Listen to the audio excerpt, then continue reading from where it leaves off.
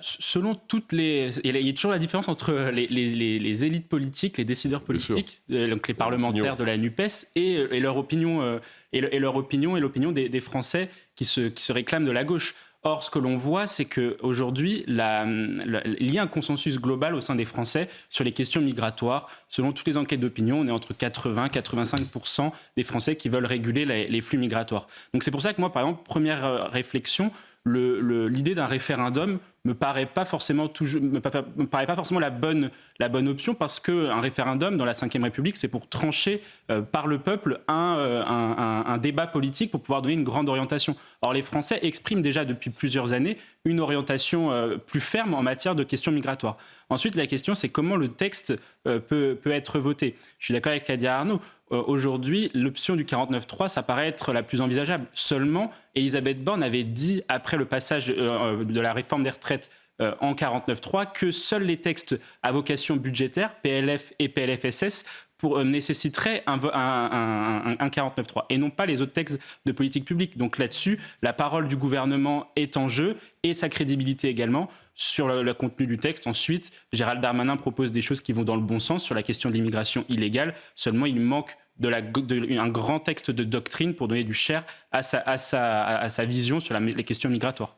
Mathieu, pas avoir opéré de trêve humanitaire tant que les otages n'étaient pas libérés?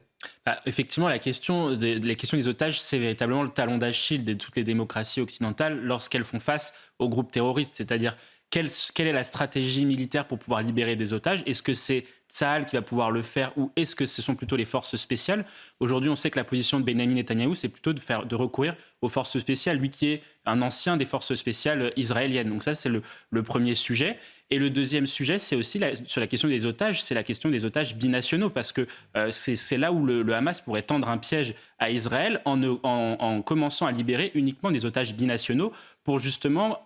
c'est ce qui a été fait, oui. Voilà, exactement, pour justement éviter à ce que les puissances occidentales ne soutiennent trop fermement Israël et isoler Israël du monde entier, isoler Israël par rapport aux puissances occidentales avec la question des otages binationaux, et isoler Israël vis-à-vis des puissances du Moyen-Orient, notamment à cause du risque de régionalisation du conflit, du fait que les opinions publiques dans un certain nombre de pays et des États arabes, notamment de l'Égypte, sont hostiles à l'égard d'Israël, et que ça a toujours été la stratégie israélienne de pouvoir négocier ces conditions d'existence avec les élites politiques des pays arabes, alors que les opinions publiques des pays arabes sont anti-israéliennes. Sauf aujourd'hui, depuis les printemps arabes, les opinions publiques ont un poids important dans la situation politique des pays arabes. Arnaud Benedetti.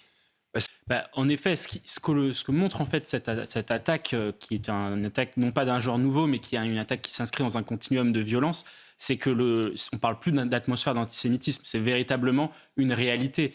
Il y a quand même, depuis plusieurs semaines, autant d'actes antisémites que l'année précédente. Et il ne faut pas oublier que l'année précédente, 35% des actes à caractère anti-religieux visaient la communauté juive, lorsque la communauté juive ne représente qu'1% de la population globale. Donc ça veut dire qu'il y a véritablement un sujet sur l'antisémitisme. Et je rejoins ce que disait Arnaud, il y a une véritable mutation de l'antisémitisme. Aujourd'hui, effectivement, jusqu'aux années 30, et puis ensuite après la Seconde Guerre mondiale, on a un antisémitisme d'extrême droite, anti-Dreyfusard, qui a vraiment été le pire visage, qui a montré son pire visage lors de l'histoire française.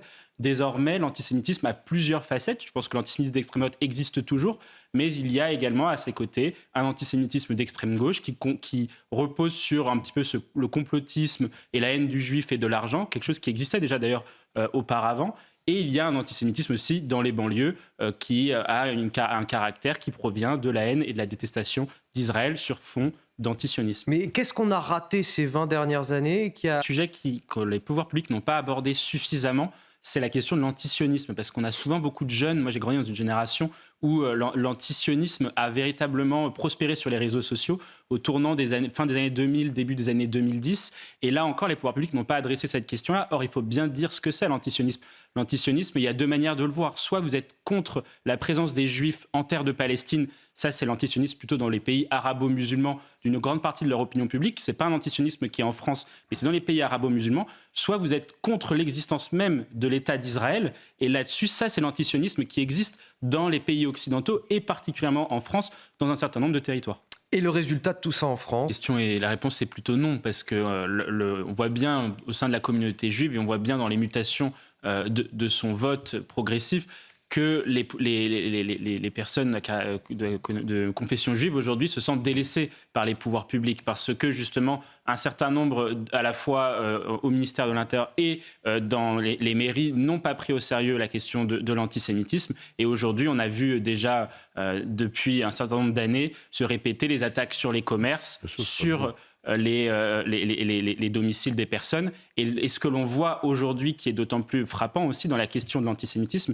c'est que les actes antisémites s'exercent davantage sur des personnes aussi, par rapport uniquement aux biens et services, qui renforcent la vigilance pour la communauté juive.